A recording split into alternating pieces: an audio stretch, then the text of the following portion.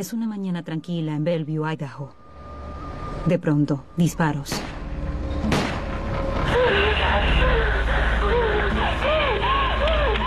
Sarah Johnson, de 16 años, salió de su casa gritando. Cruzó la calle hasta la casa de un vecino y dijo, algo sucedió en mi casa. El vecino llamó rápidamente al 911. 911, what is your emergency? There have been 2 gunshots. Okay, you need to get a hold of yourself and tell me from where. The shots were inside the house. El oficial de policía del estado de Idaho, Ross Kirtley, fue el primero en llegar. Cuando abrí la puerta principal, vi que la casa estaba a oscuras excepto por una luz que provenía del pasillo a mi izquierda. Tomé el arma y comencé a recorrer el pasillo. Al final del pasillo, en la habitación principal, descubrieron algo espeluznante. Se podía ver que había sangre y materia gris goteando del techo y cayendo por las paredes.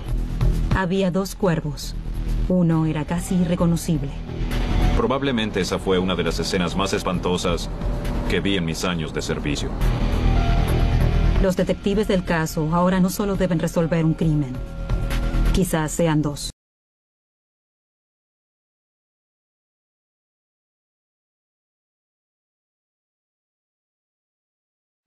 Mientras amanece, los investigadores examinan la escena del crimen en una casa en los suburbios de Bellevue, Idaho.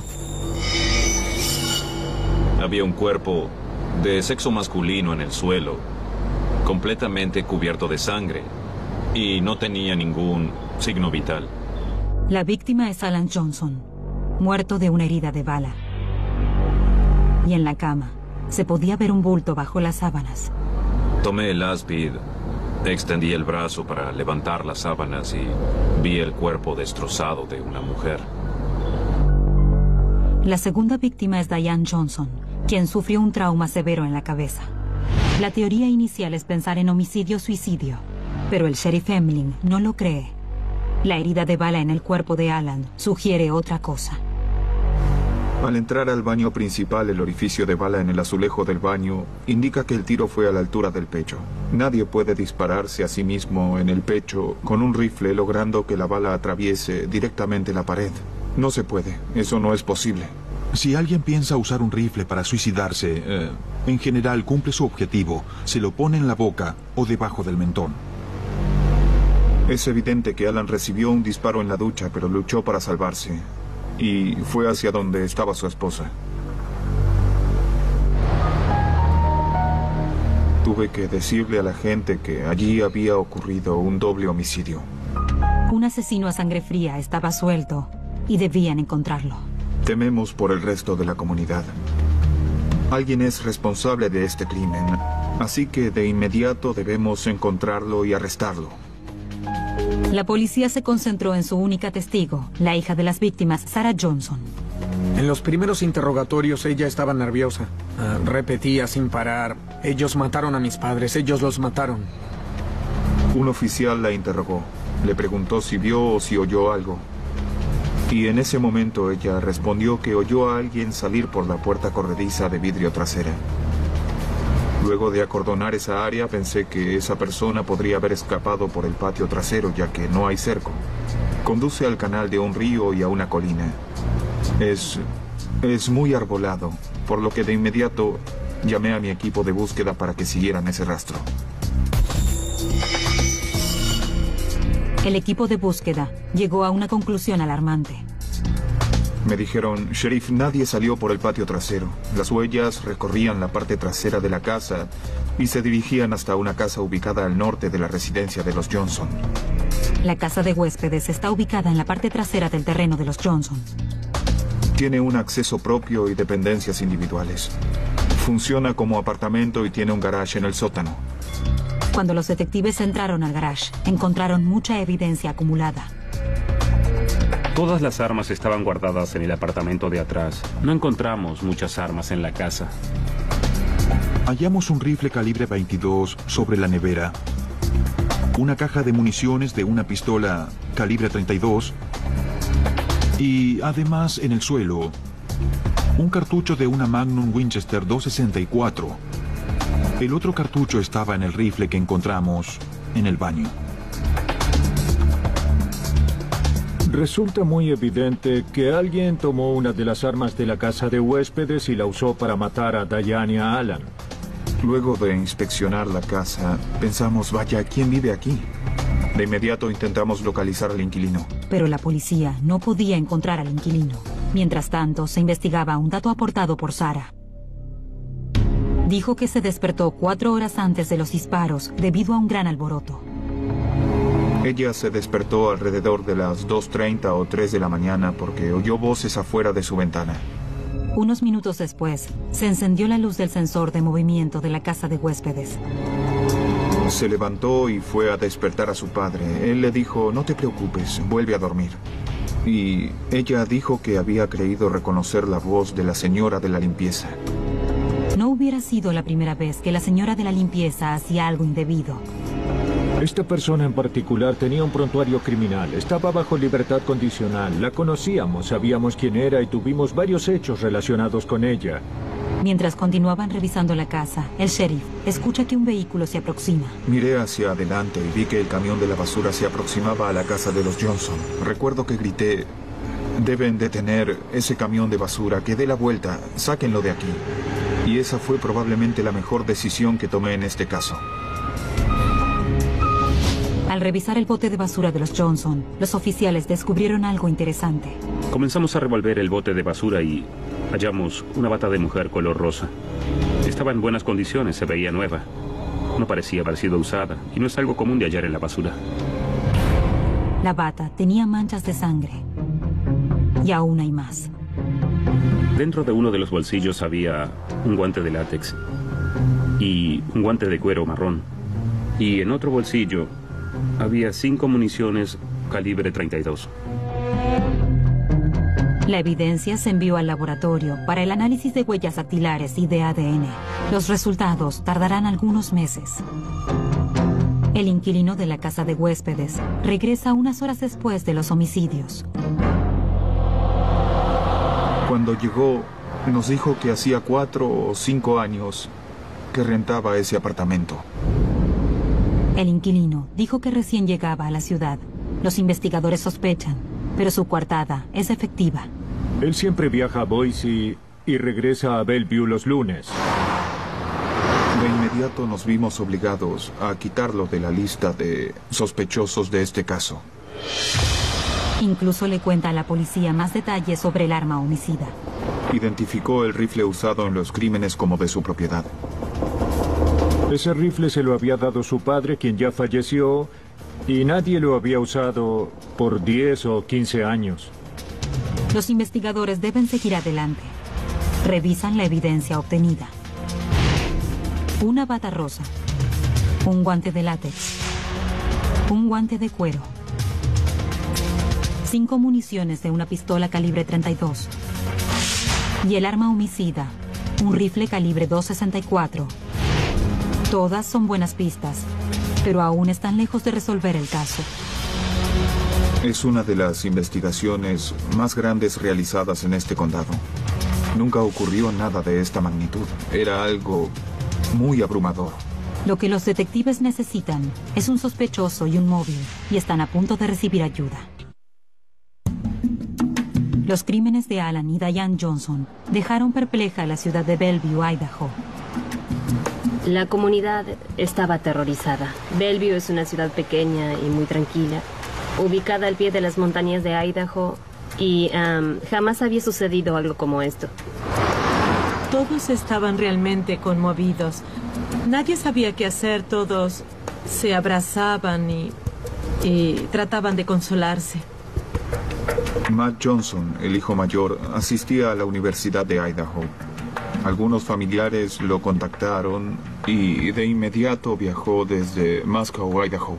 Pero como el resto de la familia, él no tenía idea de quién querría matar a sus padres. Estábamos perdidos. ¿Cómo pudo ocurrir algo así? Estábamos muy confundidos.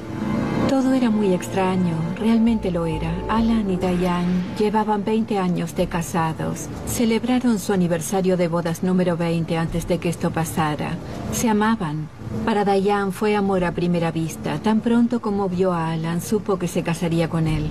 Sí, ellos tenían una hermosa relación, en verdad se amaban.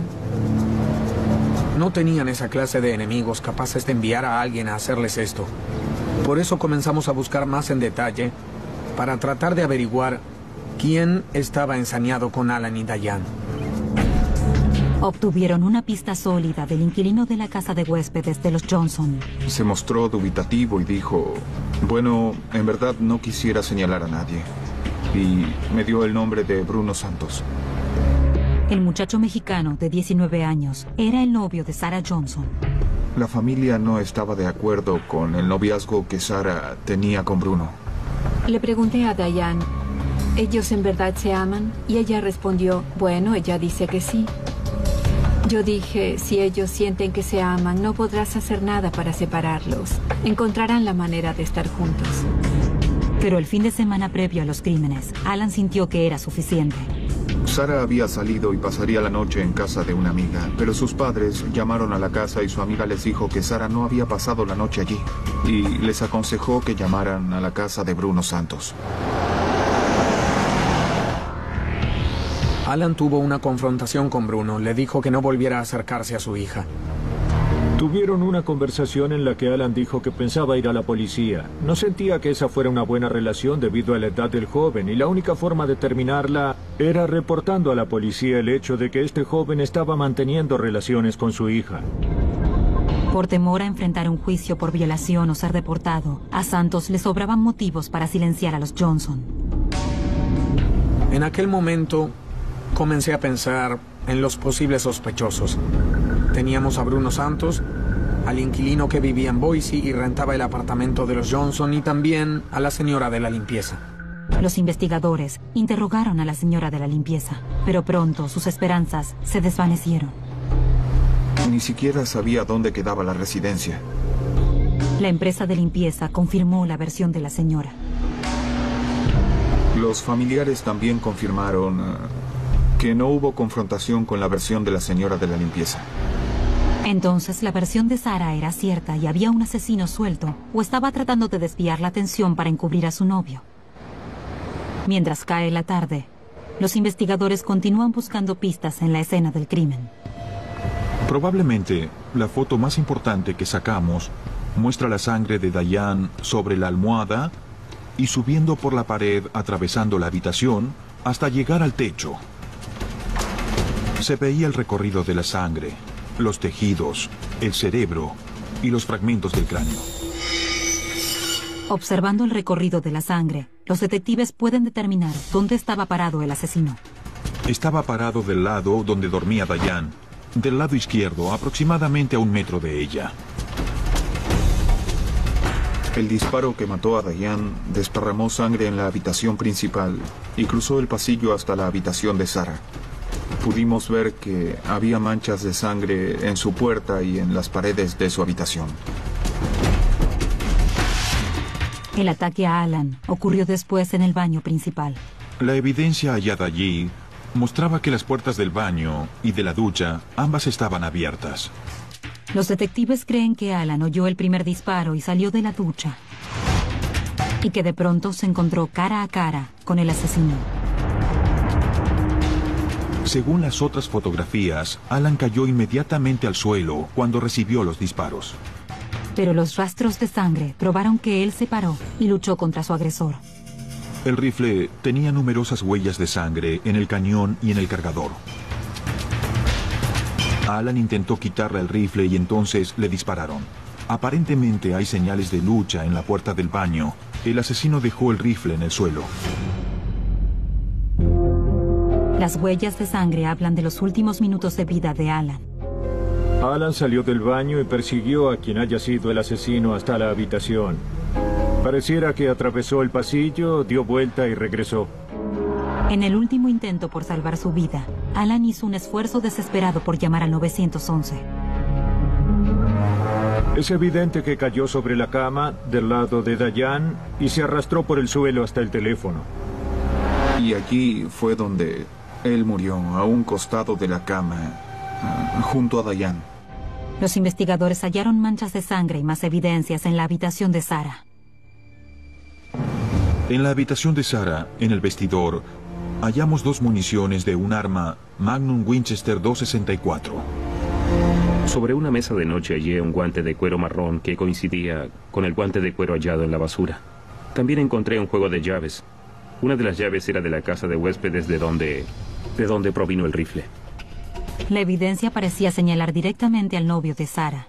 Pero antes de que la policía pudiera atraparlo, Bruno sorprendió presentándose en la escena del crimen. Recibí un llamado que me avisaba que había un joven llamado Bruno Santos que decía ser el novio de Sarah. Los detectives le preguntaron a Bruno dónde estaba en el momento de los homicidios. Bruno dijo que durmió en la casa de su madre. Su hermana y toda su familia podían asegurar que él había estado allí. También nos dio la dirección de la casa de su madre. Dijo que se enteró de los homicidios a través de la radio. Bruno nos aseguró que no estaba involucrado. No dio ninguna señal para que pensáramos que había estado allí. Y parecía estar muy preocupado por cómo estaba Sarah. Pero cuando los investigadores lo interrogaron acerca de su relación con Sarah, se mostró distante. A pesar de que asumió tener una relación con ella, una relación sexual, la minimizó bastante hasta el punto de decir que no era una relación comprometida y seria. Los amigos de Sarah contaron otra historia. Muchos de sus amigos dijeron que él le había comprado un anillo. Sarah estaba obsesionada con Bruno, quería pasar todo el día con él. Solía seguirlo a donde fuera, iba a su trabajo y lo llamaba constantemente. Sarah describía su relación con Bruno como su único amor y pensaba que se casarían. Hablé con muchos de sus amigos y todos coincidían en lo comprometida que estaba Sarah con Bruno. Ella siempre hablaba de su boda. Y de hecho, unos días antes de esto le mostró su anillo de compromiso a una de sus compañeras de voleibol. Los detectives se preguntaban si se trataba de una ingenua e inmadura adolescente de 16 años, manipulada por su novio mayor que ella. Lo observamos muy detenidamente. Pero tenían un problema. Ahora que sabían que Bruno estaba indocumentado, estaban obligados a reportarlo ante las autoridades de inmigraciones. A menos que detuviéramos a Bruno, lo perderíamos como testigo. Inmediatamente, la policía le pidió a Bruno un análisis de ADN. Él estuvo de acuerdo. Al final del primer día de investigación, la policía solo estaba segura de una cosa. A los Johnson los mató alguien de su entorno. Era evidente que el asesino estaba relacionado con la familia. Eso estaba claro porque quien haya sido utilizó elementos de esa residencia. Por lo tanto, no fue un crimen circunstancial, no fue un robo que salió mal, porque el asesino no trajo el arma homicida. De hecho, el arma fue tomada de la casa. Fue un crimen organizado y planificado. Hasta ahora, el asesino está un paso adelante de la ley. A menos que los detectives encuentren evidencia comprometedora, pareciera que este horrible crimen jamás se resolverá. 24 horas después de que Alan y Diane fueran asesinados en su habitación, todo Bellevue habla del caso. Nunca antes había ocurrido algo así en el condado de Blaine. Se hizo un esfuerzo masivo y fue el caso más grande de nuestra carrera. Había mucho en juego aquí. Bruno Santos, de 19 años, encabezaba la lista de sospechosos, pero la evidencia no lo colocaba en la escena del crimen. Los detectives interrogaron a Sarah Johnson con mayor detenimiento. Paso a paso, Sarah volvió a contar lo que oyó y vivió esa noche. Sarah nos dijo que estaba durmiendo cuando oyó un ruido fuerte. Como no podía ver qué ocurría, entonces se quedó un momento acostada, pensando qué podía hacer hasta que finalmente decidió levantarse. Luego oyó disparos y se dirigió hacia la puerta de su habitación. La abrió y fue a la habitación de sus padres. Golpeó la puerta, pero sus padres no respondieron. Allí dijo oír el sonido de la puerta corrediza. Sintió miedo, corrió por el pasillo y fue hasta la puerta de entrada. Pero hay algo muy extraño en su relato. Los investigadores hallaron manchas de sangre en su habitación. Si las puertas de ambas habitaciones estaban cerradas cuando el asesino disparó, ¿cómo llegaron las manchas de sangre a su habitación desde la de sus padres? La puerta debió haber estado abierta. No es posible que esa puerta estuviera cerrada. Estaba completamente abierta. La evidencia mostraba lo contrario a lo que ella decía. Ella aseguraba que la puerta de la habitación de sus padres estaba cerrada, pero hallamos la puerta abierta, trabada con una almohada para que no se cerrara. Había tejido y fragmentos de cráneo en la habitación de Sarah. Las puertas de las habitaciones estaban enfrentadas y separadas por el pasillo. Quien disparó puso el arma cerca de la cabeza. Eso hizo que la sangre se esparciera con fuerza hasta la pared trasera y llegara hasta la puerta de la habitación de Sarah. Así manchó también la puerta abierta de la habitación principal. Y también hallamos restos en una de las paredes. Los investigadores comenzaron a sospechar de Sarah, especialmente luego de notar que tenía un gran hematoma en un hombro. Sarah me dijo que estaba jugando a la lucha con Bruno en su casa y se golpeó con la mesa de la cocina. Tenía 3 hematomas en el cuerpo de aproximadamente 10 centímetros, que se podrían haber producido al disparar un rifle de alta potencia o una escopeta. Entonces creo que una chica de 16 años mató a sus padres. Hasta ahora, era una posibilidad que los investigadores se rehusaban a considerar. Soy la madrina de Sarah y así que la conozco desde el día en que nació. Ella era una niña buena, deportista, tomaba clases de danza y hacía toda clase de cosas. Era una jovencita encantadora, grandiosa. El hecho de que una joven de 16 años estuviera involucrada en esto era inusual en todos los Estados Unidos. En especial el hecho de que una hija matara a sus propios padres era algo sin precedentes. Es muy extraño que una mujer tan joven cometa este tipo de crímenes sola. Es algo muy extraño. Pero el comportamiento extraño de Sarah durante los días siguientes infundió sospechas. Asistí al funeral junto con otros oficiales. Sarah se presentó allí como si en verdad estuviera asistiendo a un baile de graduación. Actuaba como si estuviera feliz, se la veía alegre y divertida. Parecía estar más interesada en el evento social que en el funeral en sí. No se veía triste ni nada parecido. Los familiares no podían creerlo. A mis padres les costaba mucho creer que ella podría haber hecho algo así. Pese a que Bruno continúa bajo sospecha, el foco de la investigación se centra en familiares directos. Cuanto más trabajábamos en el caso, todo nos acercaba más a Sarah, y cuanto más intentábamos probar que Bruno, el novio, estaba involucrado, notábamos que no era así. Es muy difícil imaginar que una joven de 16 años pueda matar a sus padres. Dispararle a sangre fría a su madre mientras duerme y a su padre mientras sale de la ducha. La evidencia coincide con el comportamiento extraño de Sarah. Los hematomas en su hombro, las manchas de sangre, las municiones, el guante en su habitación y las inconsistencias en su relato. Pero eso era solo evidencia circunstancial y no se puede arrestar a alguien solo con esta clase de evidencia. En ese momento estábamos lejos de obtener los resultados de una evidencia física. Y tampoco sabíamos en ese punto cómo relacionar a Sarah con el crimen. Yo no podía autorizar un arresto hasta no tener suficiente evidencia para presentar ante un jurado. Los investigadores redoblaron sus esfuerzos para hallar evidencia física que confirmara sus sospechas. Estábamos intranquilos. ¿Podríamos hallar la evidencia que necesitábamos para finalmente hacer un arresto en este caso? Semanas después de los crímenes de Alan y Diane Johnson, aún sin los resultados del laboratorio, el caso estaba estancado. Todo comenzaba a complicarse porque, desde la perspectiva de la ley, era necesario hacer un arresto. Debían resolver el caso para que la comunidad no estuviera tan atemorizada como estaba. El sentimiento de compasión por Sarah se había convertido en sospecha. Toda la evidencia y lo que yo había presenciado en la escena del crimen indicaban que Sarah Johnson estaba involucrada en el homicidio.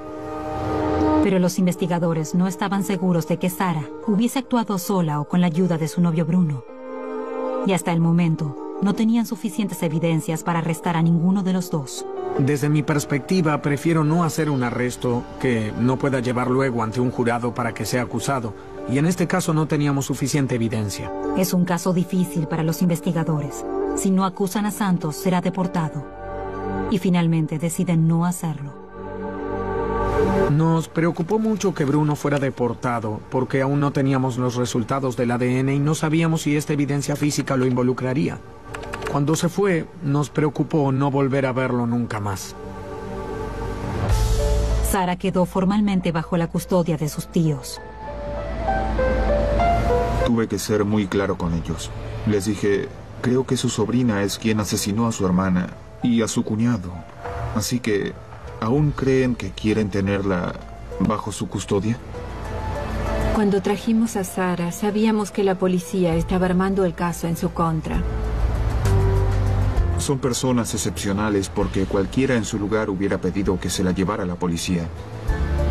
Pero ellos la recibieron en su casa y la cuidaron, siendo siempre conscientes de que había matado a Diane y a Alan. Debió ser duro. Ella debía estar vigilada constantemente, por eso solíamos tomar turnos, porque no podía hacerlo una sola persona todo el tiempo. Jim y yo nos fuimos de vacaciones por el fin de semana y cuando regresamos, Sara me contó que tuvo un sueño extraño que le provocó una gran angustia. Me dijo que soñó que veía a su mamá en la cocina, pero no podía verle la cara con nitidez. Luego dijo que veía a su padre con un gran agujero en el pecho. No quería tocarlo o abrazarlo por temor a lastimarlo, pero su padre le decía, no te preocupes, ya no puedes hacerme más daño. Pero ¿quién podía asegurar que ella no lastimaría a sus tíos? La policía se contactaba diariamente con la familia. Sabía que ellos trabajaban tan duro y rápido como podían porque estaban preocupados por nuestra seguridad. Sabíamos que la policía trataba el caso con cautela. Siempre confié en que darían lo mejor de sí para resolver esto. Decididos a resolver el caso, los investigadores redoblaron sus esfuerzos. Queríamos evitar toda posible defensa de su parte para poder cerrar el caso en su contra. Vuelven a inspeccionar la pieza clave de la evidencia física, la bata de Sara. Trajimos la bata y la volvimos a inspeccionar con buena iluminación bajo la lupa en busca de sangre. Parte del problema era que la sangre estaba en la parte de atrás de la bata y no adelante, donde debería estar. Cuando alguien le dispara a otra persona con un rifle de alta potencia, también recibe el impacto. Y en consecuencia cierta cantidad de sangre salpica por la misma fuerza. Más aún cuando le disparas a alguien a corta distancia, recibes el impacto de frente. Las manchas de sangre en su bata indicaban que ella estaba de espaldas al momento del disparo. Pero existe otra posibilidad. Había manchas de sangre en la parte interna de los puños de la bata.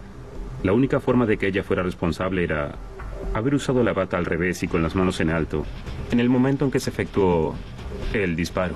Así la sangre alcanzaría los puños. Probablemente se la puso al revés. De hecho, se había puesto la bata al revés para que la abertura quedara en la espalda y así la protegiera de la sangre. Pero con tanto reguero de sangre, ¿cómo pudo evitar mancharse el cabello? El cuñado de Diane dijo que Sara tenía una gorra de baño plástica colgada de la puerta junto a su bata rosa la semana anterior a los hechos. Cuando inspeccionamos la casa, no encontramos una gorra de baño. El hecho de que Sara no tuviera manchas de sangre en el cabello y que se pusiera la bata al revés nos hacía pensar que probablemente haya usado la gorra de baño y luego la haya desechado por el inodoro. Cuando volvimos a inspeccionar la casa vimos que Sara leía muchas novelas policiales. Ella tenía bastante conocimiento acerca de crímenes, cómo se investigaban y sobre la evidencia que suele buscar la policía y dónde suele buscarla. Como parte del caso, los investigadores realizaron un detallado informe sobre su perfil psicológico. Sara no tenía muchos amigos y tampoco era muy querida. Su círculo de amigos era muy pequeño. Pienso que era una niña muy consentida. Siempre obtenía lo que quería, de lo contrario armaba un escándalo. y sus padres la consentían para que se calmara. En cuanto a la relación de Sara con su madre, no era para nada buena. Siempre peleaban, se gritaban y se herían emocionalmente. Sus amigos nos contaron que no era una persona confiable y que además ella era muy egoísta, una persona muy fría.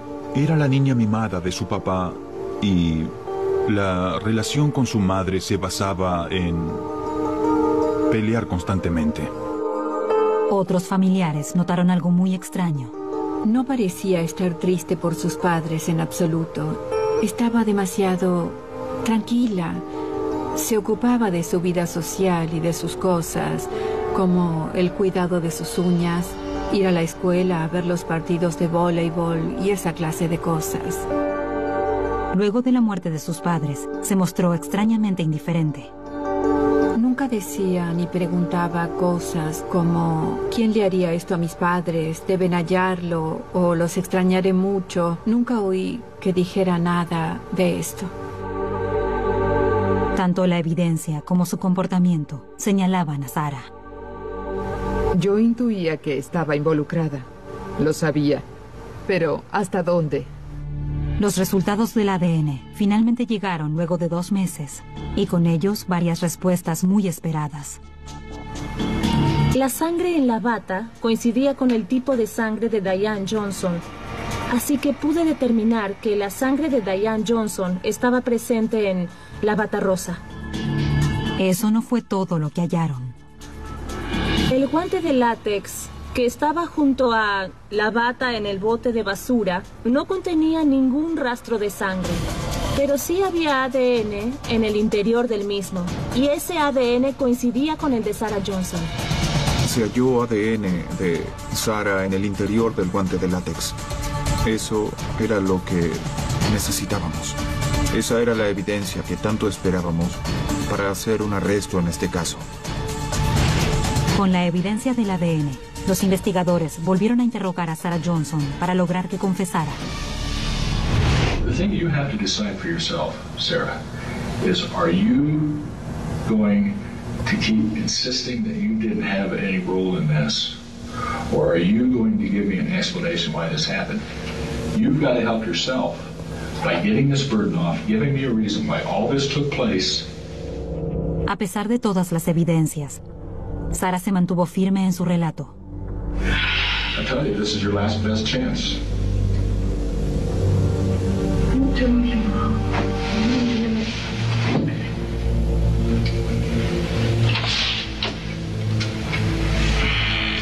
Sarah, I wish you would have talked to Scott, been truthful with him. But as the sheriff of this county, I have a warrant for your arrest for the murder of your parents, Diane and Alan Johnson. You're charged with 2 counts of murder, and you're under arrest. Okay? Stand up. Cuando entré y le informé que estaba arrestada y acusada de asesinato, bajó la cabeza y luego lloró. La acompañé a la cárcel y allí se quedó. Por otro lado, pese a que resolvimos el caso, no estábamos felices. Arrestamos a una joven de 16 años por matar a sus padres. Eso es algo que no puede celebrarse.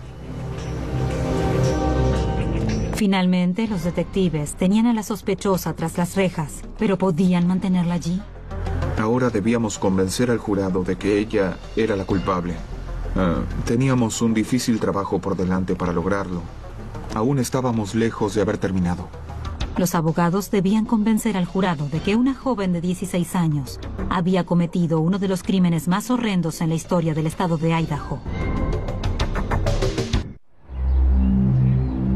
1 año y medio después de que la policía arrestara a Sarah Johnson por el asesinato de sus padres, comenzó el juicio.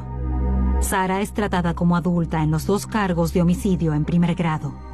El hecho de que Sarah Johnson fuera acusada de matar a sus padres fue un tema de interés nacional. El caso fue cubierto por medios de todo el país. Court TV, 2020, Dateline. Nunca antes había sido parte de un caso que atrajera tanto la atención pública. Mi mayor problema y mi gran frustración en llevar adelante este caso era tratar con una joven de 16 años por un crimen tan atroz. Sabía que sería un gran obstáculo psicológico lograr que los 12 miembros del jurado creyeran que esta joven mató a sus padres sin ayuda. La fiscalía comenzó con sus alegatos. Debíamos presentar la evidencia y demostrar de qué forma estaba conectada a Sarah, para finalmente ir descartando a los que habían sido sospechosos en un principio. En el caso particular de Sarah, era la persona que más motivos tenía y quien realmente contaba con la motivación y la oportunidad. Debíamos descartar uno a uno a los demás sospechosos del caso, a Bruno, al inquilino y a la señora de la limpieza. Para la fiscalía, la mejor forma de descartar a Bruno era subiéndolo al estrado. Lo trajimos desde México. Pensamos que era necesario que se enfrentara al jurado para que vieran que reafirmaba nuestro testimonio sobre el primer sospechoso de la defensa. Le preguntamos a Bruno si pensaba que Sarah estaba involucrada y él respondió que pensaba que tal vez lo estuviera y que creía a Sarah capaz de enfadarse tanto con sus padres como para hacer algo así. El testimonio de Bruno fue clave para revelar el verdadero temperamento de Sarah. Finalmente se supo que Sarah tenía graves problemas para decir la verdad. Era muy egoísta y vivía en su propio mundo. Ella tenía la habilidad de no mostrarse tal cual era y no se responsabilizaba por el crimen. Ella no es normal. Hay algo en ella que no está bien. Parece que no tuviera conciencia. No tiene la capacidad de lidiar con la realidad en absoluto. Mientras tanto, los abogados defensores de Sarah atacaron la evidencia e intentaron desviar la culpa. Básicamente, la defensa de este caso negó las pruebas de ADN. Realmente no tenía sentido lo que decían. Había sangre por todos lados. Sangre en la bata de Sarah, sangre en los guantes. Ellos insistían en el hecho de que no había sangre en su cara ni tampoco en su cabello. La defensa trataba de mostrar evidencias que indicaran que otra persona podría haberlo hecho. Nadie en particular. Decían que cualquiera podría haber matado a estas dos personas sin motivo. El primer paso de la fiscalía era establecer el móvil. A los ojos de su padre, ella nunca podría haber hecho nada mal. Fue Alan quien sacó a Sarah de la casa de Bruno y fue quien le dijo que lo arrestaríamos por estupro. De pronto, el héroe de Sarah, su papá, iba a hacer arrestar a su novio. Su padre le había cambiado la vida. Cuando Alan finalmente se puso firme y le prohibió a Sarah ver a Bruno, ella sintió que era el momento. Y entonces eligió a Bruno por sobre Alan y Diane. Luego, la fiscalía expone la evidencia física. Expusieron una de mis fotografías en la que se mostraba la altura del hombro de Sarah y uno de los hematomas. También había un retrato de Alan. Al estudiar la trayectoria que recorrió la bala, la altura del rifle y la bala, al determinar estos factores, se concluye en que la trayectoria de la bala coincide con la altura del hombro de Sarah. Y la evidencia más condenatoria de todas, el ADN. El ADN de Sarah, hallado en el guante, fue una prueba clave. Los forenses resolvieron el caso. Al jurado le tomó menos de un día llegar al veredicto. Culpable. Is Sarah Marie Johnson not guilty or guilty of murder of the first degree of Diana Marie Johnson? Answer, guilty. Al escuchar el veredicto sentí alivio, pero sentí pena por los Johnson, porque llegué a conocer tan bien a la familia en estos últimos 18 meses que casi se convirtieron en una familia para mí. Sentí que se hizo justicia y a su vez sentí mucha tristeza por lo que realmente ocurrió, por las personas que perdimos y por lo que ellos habían perdido. Una hija que, oh Dios, ellos la amaban. Ellos amaban a Sarah. De verdad, esto fue una desgracia. Lloré mucho. Fue muy triste porque era mi familia. Me quitaron parte de mi familia. No perdimos solo a 2 personas, perdimos a 3. Y fue muy duro. Sarah recibió 2 cadenas perpetuas por el homicidio de sus padres. I'm deeply grieving the loss of my parents, as well as the loss of my family, my home, my friends, and my community. I am very thankful for the love and support that my adopted family has given to me. Sarah lloraba desconsoladamente, pero creo que lo hacía por haber sido arrestada. Pienso que no lloraba tanto por la pérdida de sus padres como por haber perdido la libertad. Los abogados de Sarah Johnson apelaron su caso ante la Suprema Corte de Justicia de Idaho el 9 de mayo de 2008. 7 semanas después, el 26 de junio, la apelación fue denegada por unanimidad. Dada la naturaleza de este horrible crimen y el hecho de haber actuado con mucha premeditación, creo que Sarah jamás saldrá de la cárcel. Usualmente en casos como este uno se siente satisfecho de haber cumplido con su trabajo, pero esta vez era distinto. Nadie estaba feliz. No fue gratificante. Fue algo así como una experiencia solemne, en verdad. Será un caso que los investigadores jamás olvidarán. Trabajé en muchos casos de homicidio, entrevisté a asesinos seriales, traté con los seres más bajos de este mundo y ella tenía esa misma mirada fría en sus ojos. Eso es exactamente lo que vi cuando le dijeron que estaba bajo arresto por el homicidio en primer grado de sus padres. Lo que me asombra cuando recuerdo los interrogatorios con Sarah es que se mantuvo firme en sus dichos las 4 o 5 veces que la indagaron diferentes personas, oficiales que han entrevistado a cientos o quizás a miles de personas. El hecho de que una joven de 16 años fuera tan calculadora y no se quebrara aún me sorprende.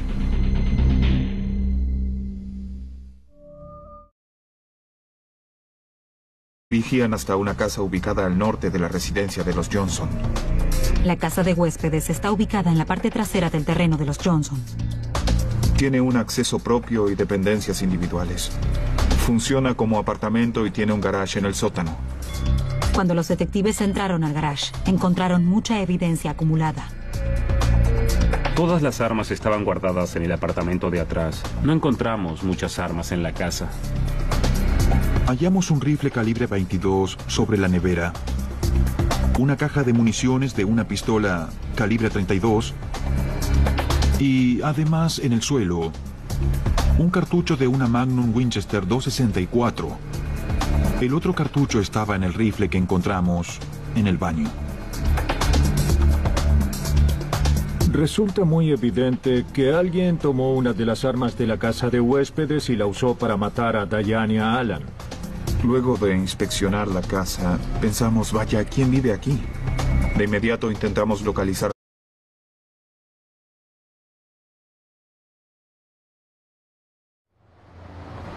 Es una mañana tranquila en Bellevue, Idaho. De pronto, disparos.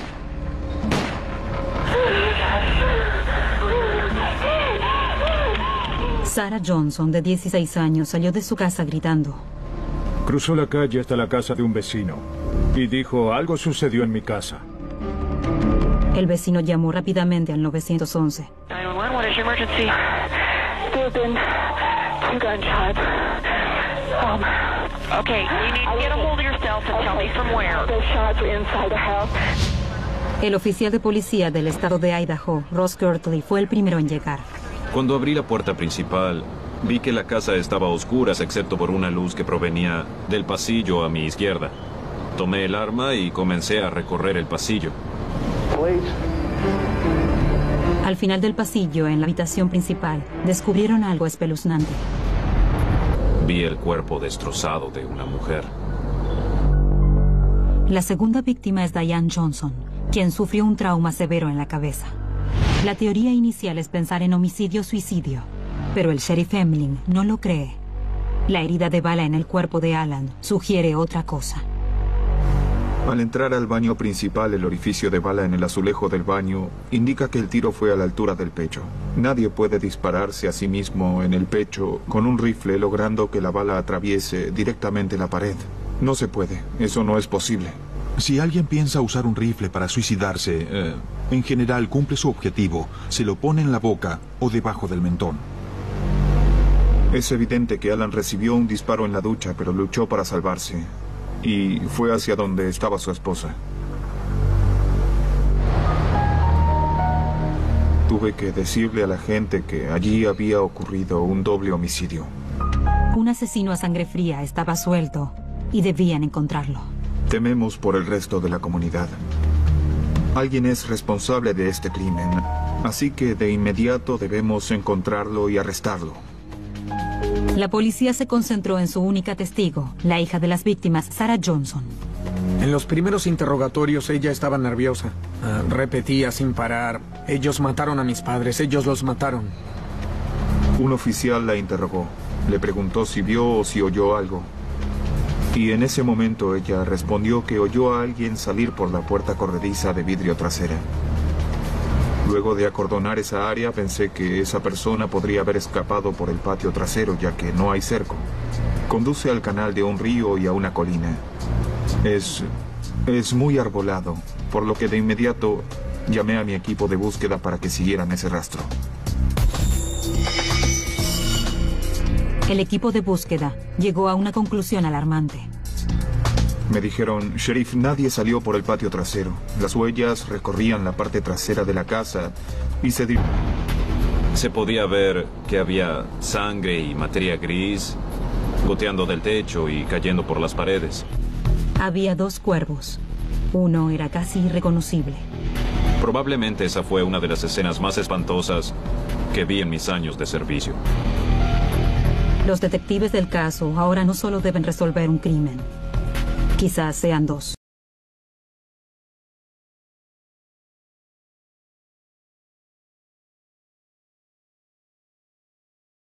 Mientras amanece, los investigadores examinan la escena del crimen en una casa en los suburbios de Bellevue, Idaho. Había un cuerpo de sexo masculino en el suelo, completamente cubierto de sangre, y no tenía ningún signo vital. La víctima es Alan Johnson, muerto de una herida de bala. Y en la cama se podía ver un bulto bajo las sábanas. Tomé el áspid, extendí el brazo para levantar las sábanas y